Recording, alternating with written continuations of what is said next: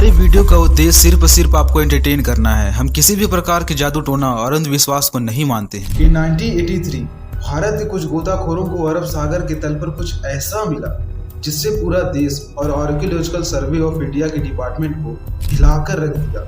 ये थी समुद्र के अंदर डूबी हुई व्हेल प्लांट एशियन सिटी, जिसके अंदर मंदिर थे, सड़कें थी, शहर थे और मूर्तियां थी। अब ये सभी सिंपल की कार्बन डेटिंग करने पर पता चला कि ये सभी सिंपल तो महाभारत काल के थे। ये वही सिटी है जिसको भगवान कृष्ण ने बनाया था, जिसका नाम था द्वारिका। तो आज की इस वीडियो में जानने वाले हैं भगवान श्री कृष्ण के द्वारा बनाई गई नगरी द्वारिका का असली सच।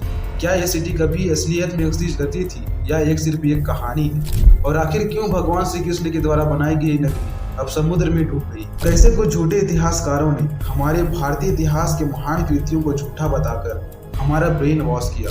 तो आई थिंक इनका इंट्रो काफी है, तो आप वीडियो को फुल वॉच करना, क्योंकि आपको आज द्वारका से रिलेटेड कुछ ऐसी रहस्यमयी जानकारी मिलने वाली है जिसे जानने के बाद आप सबकी भूल तक कांप जाएगी। तो चलिए करते हैं आज के फॉर वीडियो को शुरू।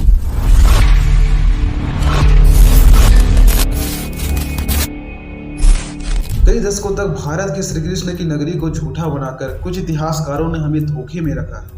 हालांकि भगवान श्री कृष्ण की नगरी की खोज आज की नहीं है। कुछ आर्कियोलॉजिकल सर्वे डिपार्टमेंट इसकी खोज में 1930 से लगा हुआ है और फाइनली 1963 में कुछ आर्कियोलॉजिस्ट को इस नगरी के अवशेष मिले और इसकी कार्बन डेटिंग करने पर पता चली कि ये अवशेष तो बहुत ज्यादा पुराने हैं। ये अवशेष किसी एशियन सिटी के हो सकते हैं और उसके बाद खोज जारी रही। 1983 और 1990 के दौरान भारत का पहला under water archaeological exhibition perform किया गया। मतलब इससे पहले कभी भी भारत देश में पानी के अंदर, समुद्र के अंदर किसी भी प्रकार का एग्जीबिशन परफॉर्म नहीं किया गया था। और इस पूरे मिशन को लीड कर रहे थे डॉक्टर SR राव और उनकी टीम को इसकी कड़ी मेहनत का फल भी मिला। उनको द्वारिका नगरी के कुछ अवशेष मिले अरब सागर के तल पर, और इसके बाद जब इनकी कार्बन डेटिंग की गई, इनका रिसर्च किया गया, तो उनको पता चला कि ये सारे अवशेष तो महाभारत काल के हैं। और जो लोग समुद्र के अंदर, पानी के अंदर गए थे, वो इस नज़ारे को देखकर बहुत ज़्यादा हैरान हो गए थे। पानी के अंदर विशाल मंदिर थे, एक सुनियोजित शहर था जिसमें सड़कें लगी हुई थी, बहुत सारी मूर्तियां थी और बहुत सारे घर थे। इस नगर को देखकर ऐसा लग रहा था कि ये रातों रात समुद्र के अंदर समा गई। प्राचीन ग्रंथों और पुराणों में जो द्वारिका का जिक्र किया गया है, उस डिटेल को मैच करने पर यह निष्कर्ष निकलता है कि समुद्र के अंदर मिली जो ये सिटी है, वो कोई और सिटी नहीं बल्कि भगवान श्री कृष्ण के द्वारा बनाए गए शहर द्वारिका है। उसके बाद 2007 में एक्सीबिशन फिर से स्टार्ट हुआ और ज्यादा रिसर्च हुई और ज्यादा एक्सीबिशन स्टार्ट। देखो, सुनने में तो बड़ा आसान लगता है कि एक्सीबिशन कर लिया गया, रिसर्च कर ली गई, लेकिन उस समय जब 1930 में हमारा भारत देश आजाद भी नहीं हुआ था और 1983 में भारत देश की आर्थिक स्थिति इतनी मजबूत भी नहीं थी। उस समय आर्कियोलॉजिकल सर्वे ऑफ इंडिया को इतना ज्यादा फंड भी नहीं मिलता था गवर्नमेंट की तरफ से, क्योंकि उस समय गवर्नमेंट का पूरा ध्यान हमारे भारत देश को डेवलप करने में लगा हुआ था। लेकिन इन सारी मुसीबतों का सामना करते हुए डॉक्टर SR राव और उनकी टीम ने आखिरकार द्वारिका की खोज कर ही ली और उन झूठे इतिहासकारों का मुंह बंद कर दिया, जो महाभारत, रामायण और भगवान श्री कृष्ण के द्वारा बनाई गई नगरी को केवल एक कहानी बताते थे। ये झूठे इतिहासकार कभी चाहते ही नहीं थे कि भारत की जनता को उनके समृद्ध इतिहास के बारे में कभी भी पता चले। ये झूठे इतिहासकार बस यही चाहते थे कि भारत का हर व्यक्ति बस यही सोचता रहे कि हम तो गरीब देश हैं, हमारा कोई इतिहास नहीं है, हमारा कोई भगवान नहीं है। लेकिन द्वारका की खोज और ऐसी कई खोजों ने इन सभी इतिहासकारों को झूठा साबित कर दिया। लेकिन अब आपके मन में ये सवाल आ रहा होगा कि भगवान श्री कृष्ण के द्वारा बनाई गई ये द्वारिका नगरी आखिर समुद्र में डूब क्यों गई?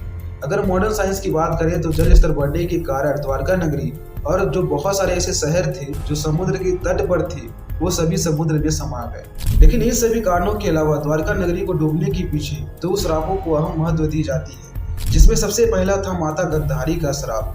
महाभारत के युद्ध के बाद कौरवों के माता गंधारी ने इस युद्ध के लिए भगवान श्री कृष्ण को दोषी ठहराया। उन्होंने श्राप दिया कि जिस तरह कौरवों का नाश हुआ है, उसी तरह यदुवंशों का भी नाश होगा। गंधारी ने श्राप दिया कि श्री कृष्ण के वंश का भी नाश होगा और उनके द्वारा बनाई गई ये नगरी समुद्र में डूब जाएगी। हालांकि भगवान श्री कृष्ण चाहते तो इस श्राप से बच भी सकते थे, क्योंकि वे खुद एक भगवान थे। क्योंकि भगवान श्री कृष्ण ने इस धरती पर एक मानव अवतार लिया था, एक मानव रूप लिया था, इसलिए उन्होंने इस श्राप को स्वीकार कर लिया। और ऐसा माना जाता है कि इसी श्राप के कारण भगवान श्री कृष्ण की मृत्यु हुई और उनकी द्वारका नगरी जलमग्न हो गया। लेकिन भगवान श्री कृष्ण की पुत्र, उनके लोगों, उनके यदुवंश का आखिर नाश कैसे हुआ?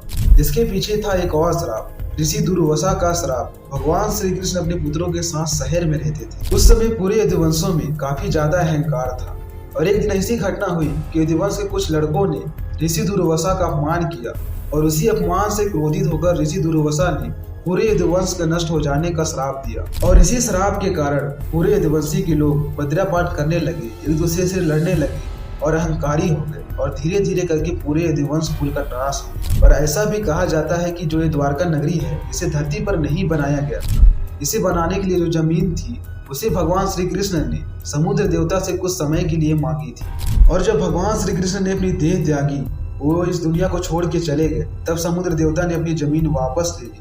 भगवान श्री कृष्ण के जाते ही उनकी नगरी भी डूब गई। खैर, ये तो थी प्राचीन काल की बातें। अब आते हैं अपने शहर में। आज के समय में ऐसे कई प्रमाण मिले हैं जिससे यह सिद्ध होता है कि महाभारत, रामायण, राम जी, श्री कृष्ण जी और हनुमान जी सिर्फ कहानियां नहीं है, वो माइथोलॉजी नहीं है, वो हमारे प्राचीन काल के पूर्वज रहे। आज के समय में ऐसे बड़े बड़े मंदिरें खड़ी हुई हैं जिसको बनाने में ऐसे कंस्ट्रक्शन का, ऐसे टेक्नोलॉजी का यूज किया गया है जिसको आज के समय के इंजीनियर भी नहीं बना सकते। तो आपको आज की हमारी भगवान श्री कृष्ण के द्वारा बनाई गई द्वारिका की मिस्ट्री कैसे लगी, हमें कमेंट में जरूर बताना। और इस वीडियो का लाइक है ओनली 300 का, तो जल्दी से कर दो ताकि आपको ऐसे ही मिस्टीरियस एंड हॉरर वीडियोस मिलती रहे। तो मिलते हैं किसी और वीडियो में। अगर आपको ये स्टोरी अच्छा लगा हो तो हमारे चैनल हॉरर स्टोरी को सब्सक्राइब करना बिल्कुल ना भूलें और बेल आइकन को ऑल पे सेट कर लें ताकि रूह कांप जाने वाली स्टोरी सबसे पहले आप तक पहुंच सके।